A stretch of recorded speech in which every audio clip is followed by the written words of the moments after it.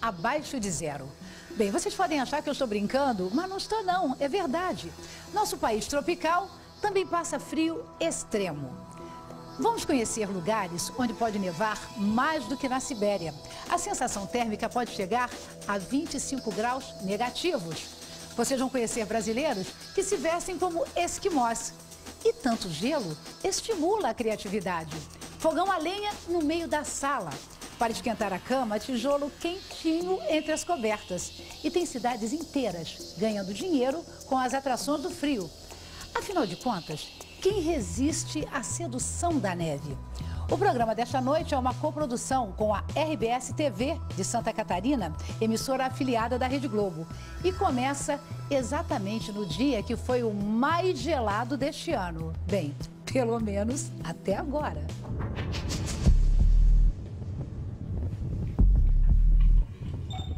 Aqui o frio fala mais alto e esta é a voz dele. Vamos atrás de um prêmio. É preciso cruzar estradas congeladas e subir caminhos pintados de branco até chegar ao topo do Morro das Torres, em Urupema, na Serra Catarinense. Ah, e esse é o pedágio.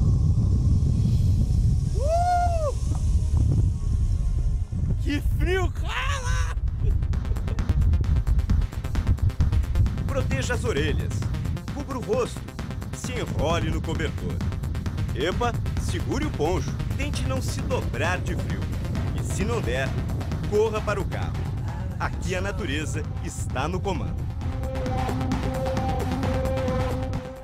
E aqui congela sua lágrima. Congela, não dá pra chorar que congela. Primeira vez que eu passei um frio desse aqui. Tô todo enrolado, com o dedo gelado, doído, duro.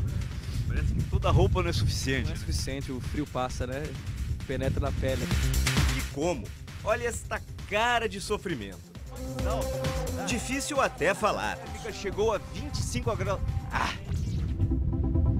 Vamos lá, a última vez aqui que eu tô emparedando aqui. Posso ir? A sensação térmica chegou a 25 graus negativos por causa do vento forte. A vegetação ficou coberta de branco. Mas isso não é geada nem neve. É um outro fenômeno conhecido como cincelo, que é a neblina congelada na vegetação. Depois, corrida à raia.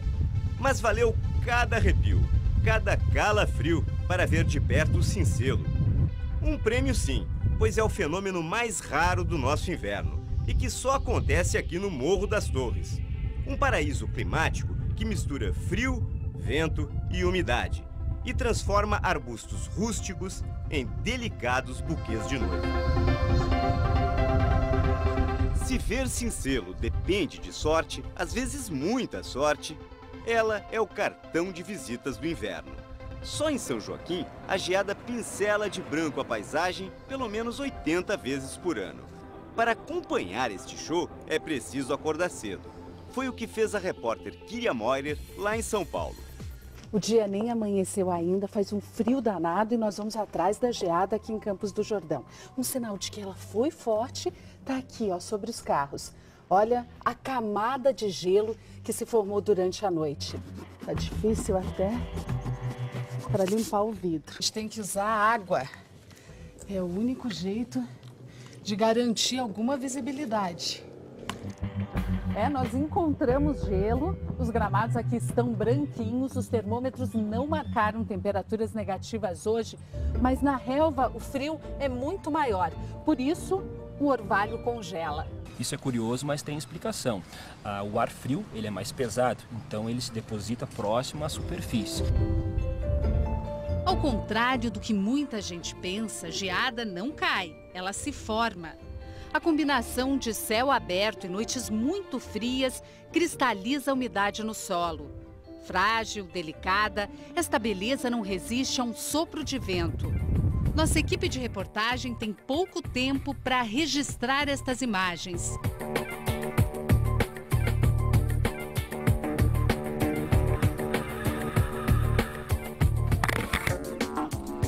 Assim que surgem os primeiros raios de sol, as lentes da câmera já não conseguem captar o branquinho da geada. Não demora muito e ela desaparece, feito fumaça. é à toa que as cidades serranas têm cheiro, um cheiro inconfundível de lenha queimada. Aqui os moradores travam a batalha do fogo contra o gelo. Se vivesse em qualquer outro lugar do país, seu Zé Natal não teria dúvidas. Ele economizou para comprar um carro novo, mas na hora H... Eu resolvi esquentar a minha casa primeiro. O seu Zé Natal preferiu usar o dinheiro para turbinar o fogão a lenha. Ele investiu num sistema especial de encanamento que funciona de um jeito bem simples. A água fria desce por um desses canos de cobre, passa aqui dentro do fogão e depois sai quentinha em todas as torneiras da casa. Eu lavo a louça, eu lavo roupa com água quente, o banho é uma beleza porque aquece todo ali o banheiro, né? Como é que era a vida antes? Não é bom nem perguntar. Hoje, seu Zé Natal não troca este fogão por nada. Pra mim não tem preço. Não vende por dinheiro nenhum? Por dinheiro nenhum. Seu Raimundo é outro apaixonado. Adoro o fogão a lenha. Mas uma pessoa da família, o fogão pra mim é... Tudo isso? Tudo isso. Pra mim é tudo isso. É, dá pra entender. Ele mora na mais fria das cidades gaúchas. Ô, Betty. Como é que é o frio de São José dos Ausentes? Dói e bastante. Depende do frio, dói bastante. Lenha não pode faltar. Seu Raimundo mantém um estoque. A gente acha mesmo que é muita coisa, mas isso aí dá para o inverno, seu Raimundo? Para um inverno, né? Só para um? Só para um e olha lá. Lá na Serra Catarinense, seu Miquito diz que já enfrentou mais de 100 invernos. Por isso, guarda com cuidado este bem tão precioso. Por que o senhor guarda lenha embaixo da cama? Ah, pois aí, se chove aí, neva, eu fico sem lenha lá de fora, eu não posso trazer lenha. Aqui no sul do Brasil, fogão a lenha não é luxo, é uma necessidade. A gente costuma ver, ele costuma ser usado, ó, na cozinha. Mas nessa casa, o fogão a lenha ganhou uma posição nobre. Olha onde ele foi parar, na sala. Como não tinha dinheiro para comprar uma lareira, eu resolvi de pôr o fogão aqui na sala. Esquenta os quartos, eu seco roupa e a gente se esquenta. Ele foi colocado mesmo num lugar estratégico. Essa é a minha calefação que eu dou nota 1000. Esquentar a cama, aí já é outra conversa. Alice cresceu fazendo isso. Na hora de dormir, passava o lençol a ferro. Porque senão a sensação é que você deita numa cama totalmente molhada. Hoje o casal usa lençol térmico e mesmo assim não economiza nas cobertas. Não é demais, não? Não. É para enfrentar um frio danado. Tira a mão pra fora pra você ver. Ai, tem que ficar lá embaixo. Para espantar o frio de Gramado na Serra Gaúcha, esta família carioca mandou aquecer até o piso do apartamento. E é todo passado por fios elétricos que quando se liga, né, ele sobe e o piso fica aquecido. Super gostoso. Aqui dentro ninguém passa frio. Por isso que a gente não sai daqui. Não tem vontade de ir embora, tem vontade de ficar o tempo todo aqui. O chão do banheiro também esquenta. Assim dá prazer em morar em Dá lugar prazer, frio. eu adoro frio. Eu amo frio, nós viemos pra cá por opção mesmo do frio. A tecnologia ajuda. Onde ela não chega, entra em cena o velho jeitinho serrano. Para quem mora nas regiões mais frias do Brasil, uma dificuldade enorme é manter os pés aquecidos. E a dona Lucy guarda aqui no forno do fogão um segredinho que funciona, ó, há décadas.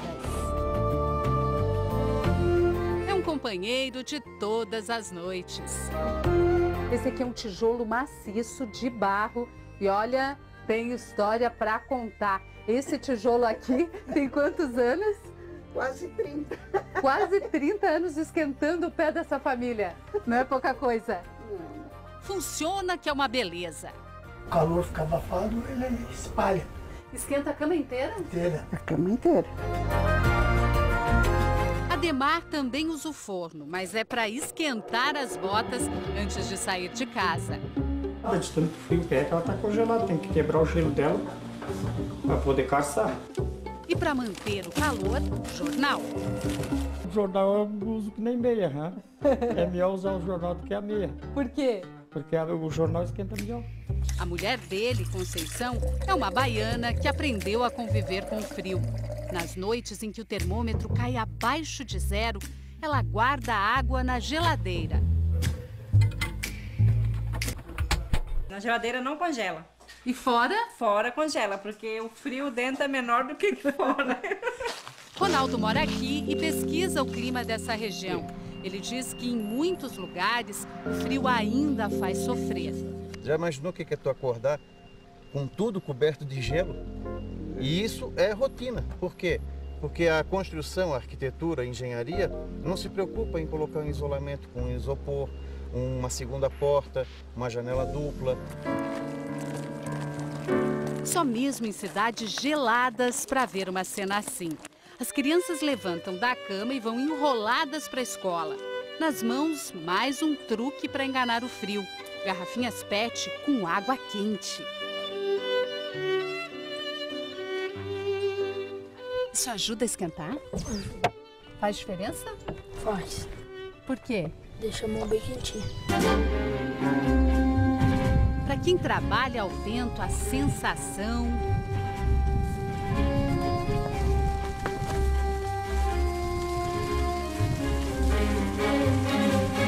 É de congelar a alma e encarangar os ossos. É muito frio. Quando chega do campo, Marcelo quebra o gelo ao redor do fogo de chão. A roda é uma velha tradição preservada em galpões dos recantos da serra. Quem vive nessas cidades geladas sente o frio de um jeito que a maioria dos brasileiros sequer imagina. Vejam vocês, encontramos Dona Maria lavando a calçada. Eu tô sentindo frio, a senhora não tá? Não tô. Não tá? Os termômetros marcam 3 graus, mas para ela... Quase verão. Ah, não acredito. Sim. A senhora falou quase verão? Quase verão. E eu aqui cheia de roupa, luva, cachecol, e ela vem me dizer que é quase verão. Tô só de blusinha, né? Agora não tô sentindo frio. Os moradores até improvisam abrigos para os contadores d'água. Mas nas cidades do Planalto da Neve, ela costuma congelar nos canos. 14 invernos que eu estou aqui, todo ano me estoura um cano. Todo ano a gente está dando dinheiro para o encanador. E até cano de cobre também estoura quando há o congelamento. Não raro também falta a luz. E é preciso coragem para consertar os estragos do frio. Onde esta turma trabalha, ele chega sem piedade. A gente trabalhou com menos 15, o corpo trava, as mãos perdem sensibilidade, é muito difícil. O frio é tão intenso aqui em Urupema que os postes de concreto comuns que a gente conhece podem quebrar. Aliás, isso já aconteceu várias vezes. É que o gelo acumula nos fios e o peso que eles têm que suportar é imenso. Daí a necessidade de construir postes com material diferenciado, como esse aqui, ó. Ele foi feito com fibra de vidro. Até coisas simples, como fazer pão, são mais complicadas no inverno do sul. A massa, por exemplo, leva 4 vezes mais tempo para crescer.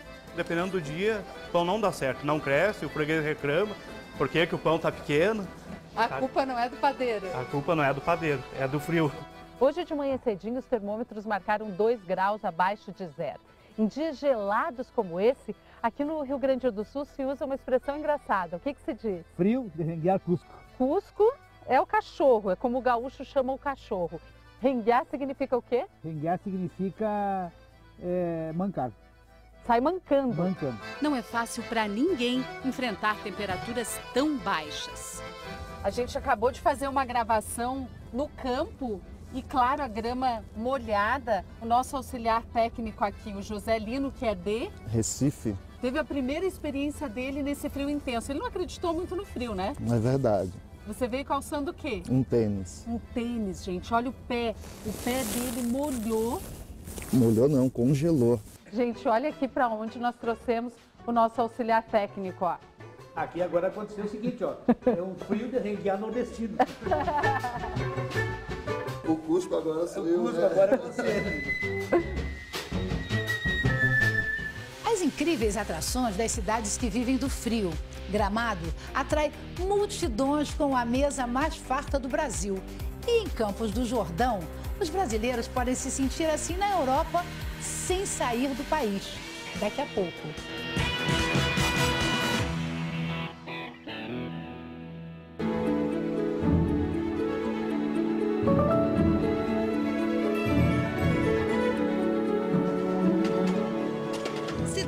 cidades abençoadas pelo frio. Lá nos pontos mais altos do país, elas desabrocham em pleno inverno. São pedacinhos de um Brasil que exibe os caprichos da natureza e também dos moradores. O frio e essa arquitetura e toda a culinária, isso dá um toque especial, né?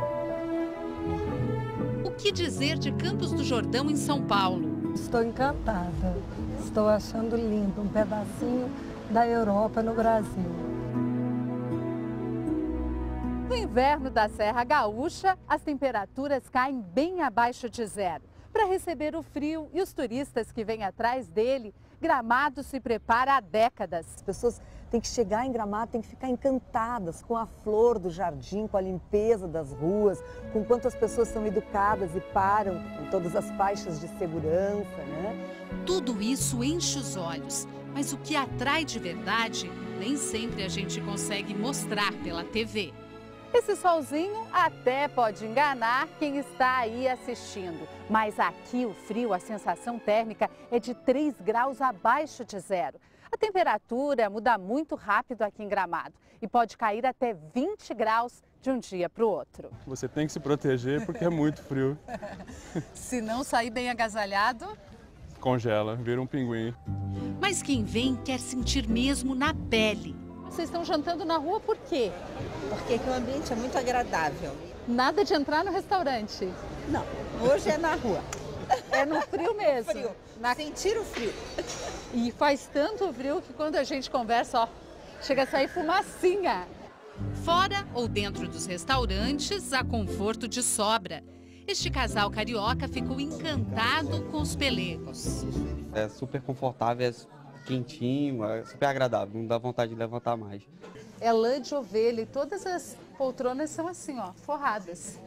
Uma delícia, né? Uma delícia. Parece que a gente está sendo abraçada. Muito gostoso. O cardápio, a temperatura. É uma combinação perfeita. Frio e comida. Abre o apetite. Abre, não ia fechar depois. Se o frio abre o apetite, pense em comida.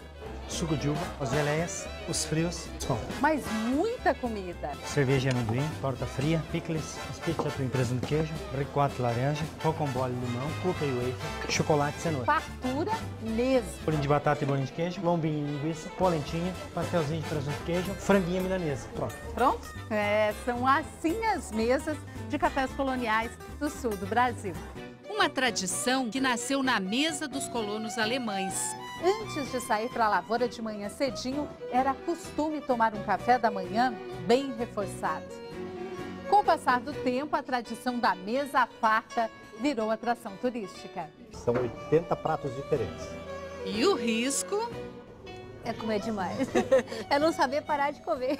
Tudo bem que no inverno a gente precisa mesmo comer um pouquinho mais. Nós necessitamos de aproximadamente 5 a 10% de mais calorias, porque o corpo gasta mais energia para manter a temperatura corporal. A gente vai ver agora o que são esses cerca de 10% a mais que o corpo realmente precisa de comida durante o inverno. Seria o que então, doutor Álvaro? Uma pequena porção de arroz já corresponde a esses 10%. E melhor nem pensar no assunto. Quem visita as cidades mais frias do país dá de cara com um mundo de tentações. Não sei se é mais fome, mas mais vontade de comer. E aí o melhor mesmo é esquecer a balança. Ah, sim. Se for usar a balança, então, que seja para pesar o chocolate. Olha aqui que coisa linda. E esse é um chocolate artesanal bem diferente, é o salame de chocolate. Ele é mais cremoso. Maravilhoso. Maravilhoso. Muito bom, né? Muito bom. Muito gostoso. Nesta casa de chá são as diferentes temperaturas que surpreendem o paladar. Não te assustou quando te ofereceram aí no cardápio chá com sorvete? Chá quente, o sorvete gelado e a torta quente foi estranho, mas eu falei, vamos provar, né? Vai que é bom. Vai que é bom. E é bom? Muito bom, muito bom. Estas cidades repletas de sabores também ganham muitas cores na estação mais gelada do ano. Esse é o figurino do frio. Com certeza, porque aqui é muito frio. E você trouxe esse de São Paulo, comprou aqui? Não, comprei aqui. Confesso que eu não estava preparada para tanto frio. É mais do que você imaginava? Muito mais. Descrever a sensação? Esse frio começa dos dedos do pé e vem por todo o nosso corpo e confesso que até o fio do meu cabelo deve estar frio agora. O fato é que dias gelados sempre fazem sucesso por aqui. Estamos falando de cidades que cresceram impulsionadas pelo frio. Campos do Jordão é o município mais alto do Brasil. Estamos a quase 1.700 metros de altitude. Esta região é conhecida como a Suíça brasileira. E aqui pode-se respirar um dos melhores ares do planeta. O clima daqui é considerado um dos melhores do mundo pela sua altitude, pela sua falta de umidade, o clima é um clima seco, né, e pela sua vegetação, né, que transmite ao clima uma qualidade excepcional. Este clima atraiu os primeiros moradores que abriram caminho para os trilhos centenários. Hoje são os visitantes que lotam a velha estação. Quem para nesse ponto para apreciar a Serra da Mantiqueira se surpreende com essa quantidade enorme de coatis aqui, olha só, super curiosos e uma atração a mais para os turistas que vêm conhecer Campos do Jordão.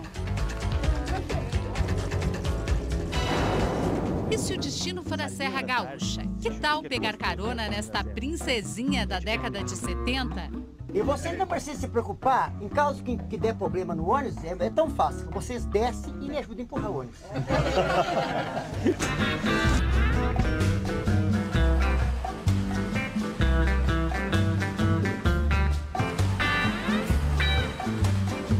Seguimos cortando a névoa que cobre os vales. A primeira parada, a promessa é esquentar. Vinho tinto, vinho branco, que eu quero saber agora se esquentou. Sim. A temperatura começou a subir aqui. Na casa dos colonos alemães, os turistas se esbaldam com mais uma mesa farta. Tudo isso foi feito na sua casa? Tudo caseiro. Nós temos desde os ovos das galinhas até o leite e o queijo da vaca, nós temos tudo. Quem conhece esse Brasil abaixo de zero, descobre que é fácil se apaixonar por esse clima. Diz que o frio aquece as paixões, né? Então nós vamos comprovar isso aqui em Gramado. Esquentar um pouquinho o coração. Com certeza. Mais um pouquinho, né? Nosso passeio termina animado. O relógio tá mostrando que nós temos que ir embora. Vocês vão ficar com Deus, que eu sigo com Nossa Senhora.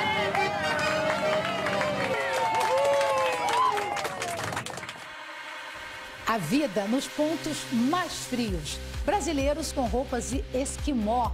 Ventos que arrastam carros, derrubam antenas e levantam homens do chão. Veja a seguir.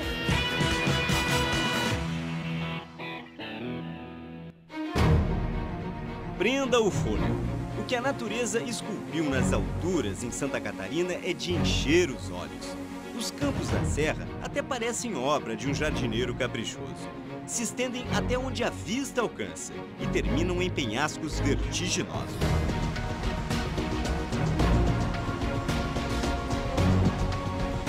Aqui a neblina dança nos paredões dos cânions.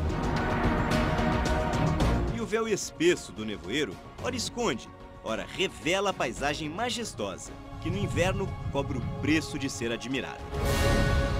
Nós estamos no Morro da Igreja, a 1.822 metros de altitude, no topo da Serra Catarinense. Este é o cenário deslumbrante do clima mais extremo do país. As temperaturas aqui podem cair muito abaixo de zero e o vento soprar como um açoite. O ponto é local de visitação de turistas, mas eles vêm, registram a beleza e vão embora.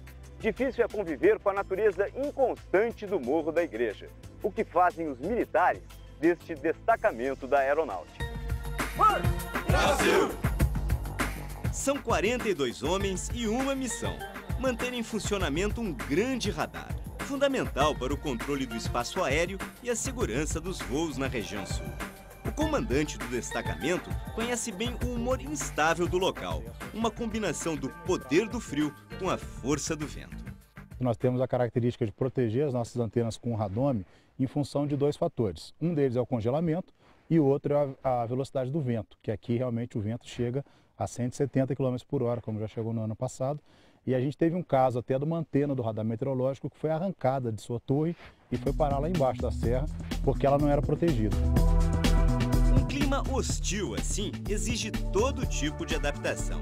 Nos dias em que o frio aperta, o gelo pode cobrir a estrada. Aí, só com correntes nos pneus.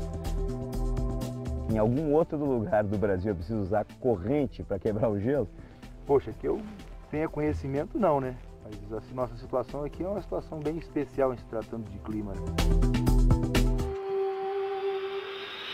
Para enfrentar as temperaturas que fazem do Morro da Igreja um freezer a céu aberto, melhor mesmo é se vestir como um esquimó. Nós temos aqui um abrigo polar que ele resiste aí até uma temperatura de menos 25, né? Essas botas, elas são canadenses, elas também são para resistir a um frio extremo para usar na parte externa.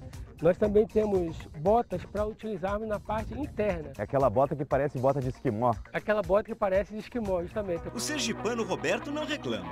Afinal, aqui não há monotonia. Uma hora é geada, noutra congelamento e quando neva forte, como em 2010, todos viram turistas. Num lugar onde o tempo muda sem mandar aviso, as temperaturas negativas incomodam. Mas é o vento gelado que dá mais trabalho e pode pregar peças nos mais desatentos. A gente teve no passado um caso de um colega aí que não fechou bem o abrigo até em cima e o vento acabou jogando ele a uma distância aí de Virou um 30 balão metros. a roupa, né? Isso. Virou um paraquedas, na verdade, né? Inflou e a gente teve que levar ele para o hospital. Sotero é o veterano da base. Já enfrentou 16 graus abaixo de zero. Mas susto mesmo foi ver o teto desaparecer sobre a cabeça dele. Arrancou o teto do ônibus, como se fosse uma lata de sardinha assim. Ela é a única mulher da base. Michele é responsável pelo funcionamento do radar nos plantões da madrugada. E uma vez por noite não tem jeito. Essa é aquela hora boa, né, de ter que fazer a ronda na base. Frio, né? O que você está usando para poder dar essa volta e até o radar lá, ver se está funcionando bem? Olha, além de usar essa jaqueta aqui, que é uma jaqueta que suporta bastante o frio, 2 calças térmicas, uma meia térmica e 2 blusas térmicas. Tudo isso para checar outro equipamento a 1 quilômetro de distância. Começa a não sentir as extremidades, né? Você já congelou pé, mão aqui em cima? Meu pé já ficou bem sem sentir assim, os dedos mesmo, né? É ruim, né? A sensação, né? Uma sensação horrível. O ar gelado obriga a gente a apressar o passo, até o abrigo onde fica o radar meteorológico da base.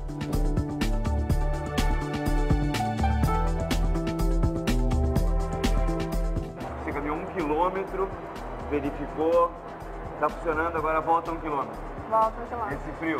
Mas pelo menos valeu a pena, né? Tá tudo funcionando. A essa altura, sinto que vou congelar. Michele parece tranquila no traje de esquimó. Michele, terminou tua ronda do frio, né? Vai trabalhar, obrigado, viu? Obrigada. Um lugar mais quentinho. Tchau. Até mais. Até mais, Michele. Olha só, o pior erro que eu podia ter cometido foi ter esquecido o gorro. Que com esse vento, a sensação térmica é muito baixa e as orelhas vão congelando, então fica a dica, não esqueçam do gorro. Eu vou pro carro, para um lugar mais quente. Do Morro da Igreja para o Rio de Janeiro. É isso mesmo, o Brasil tropical também usa cachecol.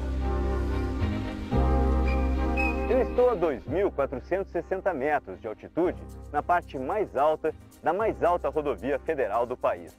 Sim, isso aqui é uma BR, a BR-485. São 17,5 km de buracos e pedras. Assim é o acesso à parte alta do Parque Nacional do Itatiaia, na Serra da Mantiqueira, uma das regiões mais frias do país. A paisagem deslumbrante vale cada sacolejo do caminho até este santuário, onde a terra parece tocar o céu. O cartão postal do Itatiaia é o Pico das Agulhas Negras, uma das 6 montanhas mais altas do Brasil.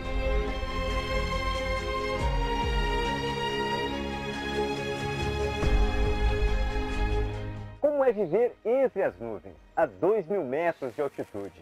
Morar nesta casa, a mais alta que existe aqui na Serra da Mantiqueira. Pois este é um privilégio do Luiz, que também é responsável pela parte alta do Parque Nacional do Itatiaia. Como é que é, Luiz? É um privilégio, né? Apesar das temperaturas extremas aí, já pega frequentemente 9 abaixo de zero, vento, chuva, mas vale a pena, né? E por que você escolheu esse lugar, Luiz? Eu escolhi o Itatiaia aqui porque foi onde eu comecei na montanha. Desde jovem eu comecei a me ambientar aqui, né? Eu sou escalador e resolvi vir para cá para ficar próximo dos cumes do Itatiaia. E nos dias de trabalho eu cuido da montanha e nos dias de folga eu escalo. Tem até esse paredão de escalar. Eu fiz isso aqui para aproveitar os dias de chuva, quando eu não posso escalar, pelo menos eu dou uma treinada, né? Treinos bem raros, já que no inverno quase não chove por aqui. Se não fosse o clima seco, a chance de nevar na Serra da Mantiqueira seria tão grande quanto no sul. A última grande nevasca foi há 27 anos. 40 centímetros de neve cobriram o alto da Mantiqueira. Ela ficou no solo por 12 dias. Seu Moacir foi ver para crer. E a lembrança ainda mexe com ele. Você está emocionado falando isso? Muito.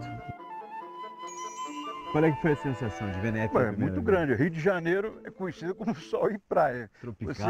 Tropical. Você recebeu a notícia que está nevando, Correu. A primeira oportunidade você vem para apreciar a neve no nosso estado, né? O senhor tem o registro dessa neve aqui, né? Exatamente. Ele ficou mesmo. Ficou na encosta como lá. Seu senhor? Isso. Só dá para escorregar na neve. Deu para brincar bastante, né? Espera ver neve assim de novo? Estamos aguardando, né? Tá torcendo pelo menos? Torcendo sempre.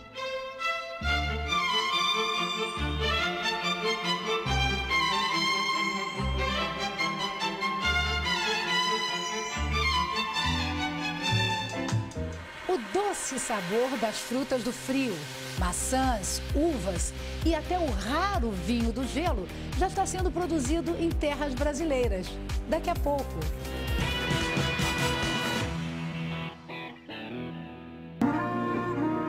Ela é parte da paisagem desde o tempo dos dinossauros.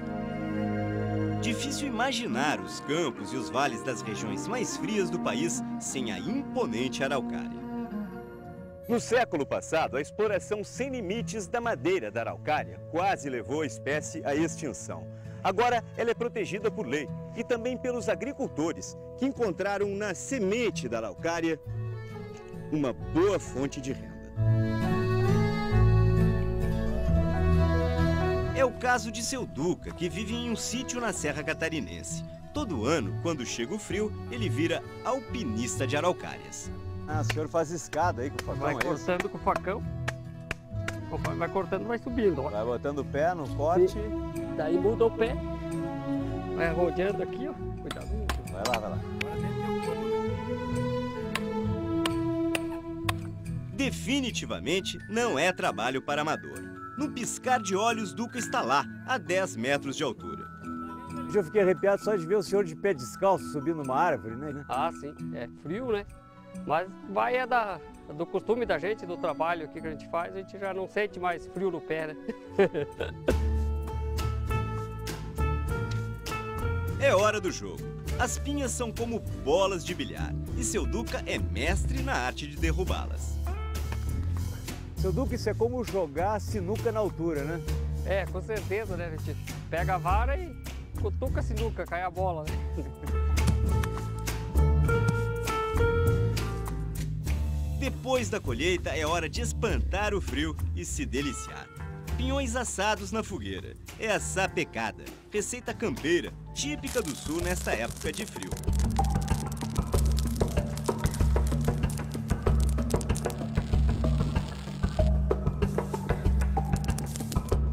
Verdade que dá trabalho para descascar, mas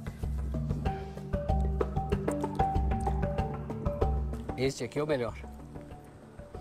Com certeza é sapecado ele que fica bom. Se a araucária é nativa, a macieira foi trazida de outras terras distantes e frias. Você talvez não se lembre, mas até a década de 1970, as únicas maçãs que chegavam à sua mesa vinham da Argentina. Neste período de 40 anos, o Brasil passou de importador para exportador, desde que alguns pioneiros apostaram que o frio do sul poderia render bons frutos. Foi com esse sonho que seu Iragami veio parar na gelada São Joaquim, junto com outras famílias de imigrantes japoneses. Esse clima, realmente, Deus que fez aqui.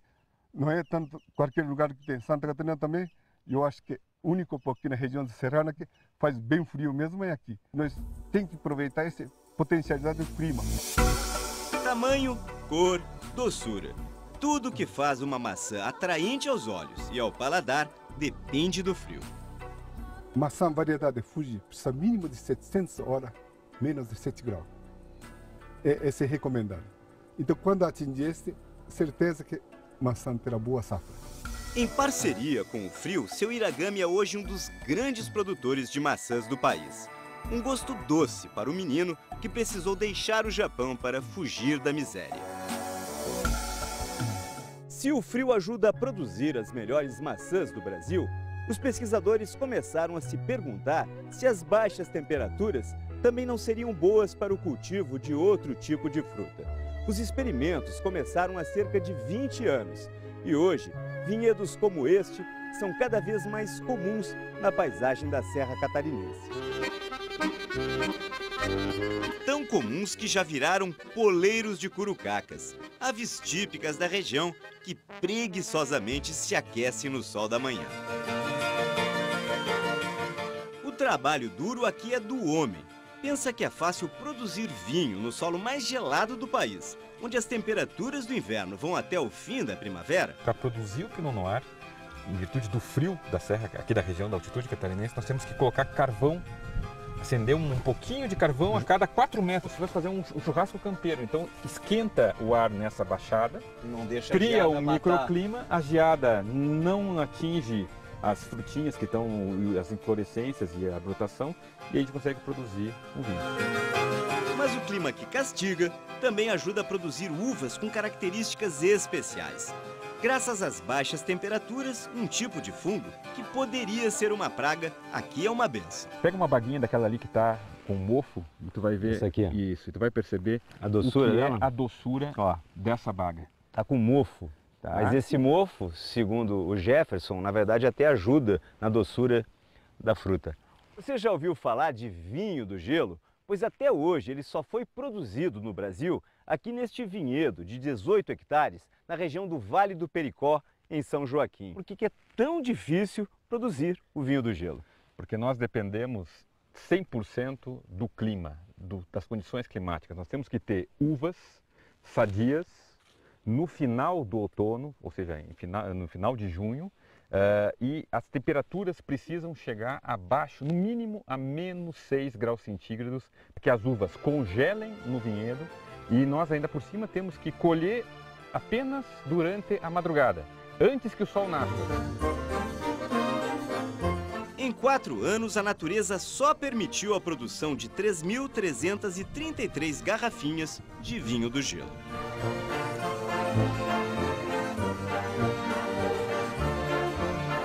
O frio também é um aliado precioso para a conservação e boa evolução do vinho. Ele fica aqui em ambientes assim, com pouca luz e com temperatura média de 14 graus. Aliás, a temperatura não deve variar muito na hora que a gente estoca o vinho. Em algum outro lugar do Brasil é possível conservar o vinho em temperaturas tão baixas? Temperaturas baixas normalmente conseguidas, não. Vinhos que se conheciam no Brasil que duravam 1 ano, 2 anos, agora com essas características, com essa inovação de região, eles podem até durar 4, 5 anos.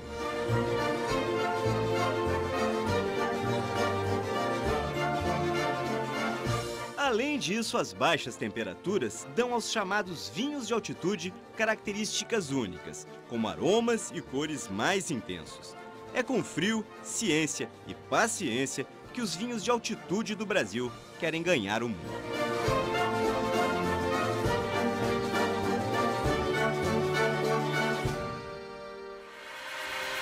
A seguir, as Montanhas da Neve, uma região brasileira que lembra a Sibéria.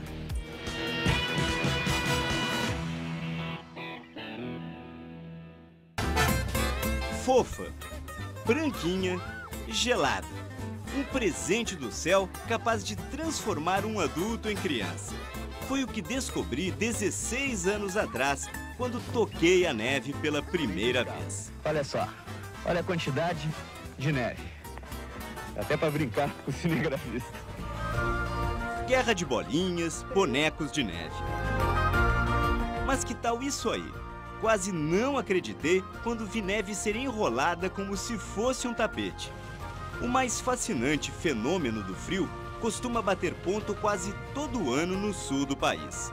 E a chance de nevar é maior nesta área de 30 mil quilômetros quadrados, entre as serras gaúcha e catarinense, que o geógrafo Rodolfo de Oliveira Souza, especialista no assunto, batizou de Planalto da Neve.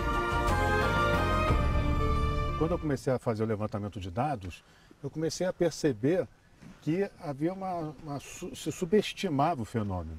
Né? Que neva no Brasil. Que neva, que acumula, que causa problema, que interrompe estrada. Eu fiz um levantamento de 30 anos, nos anos 60, 70, 80, que deu uma média em São Joaquim, deu uma espessura em torno de 23 centímetros. É o que acumula, ao longo de um ano. Não é pouca coisa, garante o professor. Só que aqui a neve logo derrete e não acumula no solo, ao contrário de outros lugares. Se você fizer a comparação com outras regiões do mundo, neva mais do que na Sibéria, por exemplo, onde o clima é muito mais seco. A diferença é que ela fica o inverno todo no solo, mas a camada é de 5 centímetros. Alguma dúvida? Pois estas imagens impressionantes são de uma das maiores nevascas já registradas no Brasil, de 1957, quando São Joaquim ficou isolada do mundo por 15 dias. Padre Blévio, recém-chegado à cidade, não tinha a menor ideia do perigo. Como um casamento havia atrasado, entrou num jipe e foi para o campo atender outros fiéis. Àquela altura a neve já engrossava, mas no caminho... Encontramos os noivos com a cavalaria que vinha, porém a neve já dava na barriga dos animais. Então paramos, eu assisti o casamento na estrada. Fez o casamento ali mesmo? Fiz na neve? O casamento na neve. A noiva de branco? De branco. Estava misturada com a neve, né? Quando tentou voltar para a cidade, olha só a situação. O jipe ficou preso na neve. 1,5 metro de neve. Longe de tudo e sem viva alma por perto para dar abrigo. Medo na hora nem pensei, não dava de pensar, a gente suava em vez de ter frio, de tanto caminhar e afundar na neve. Uma experiência que Padre Blévio não pretende repetir. Deu neve, nada de se perder em caminho nenhum. Fica em casa. Fica em casa, garantido. Para todo mundo, um fim de noite assim maravilhoso. Fiquem agora com Gabriela, a sua novela das 11. E a gente se vê na próxima sexta. Até lá.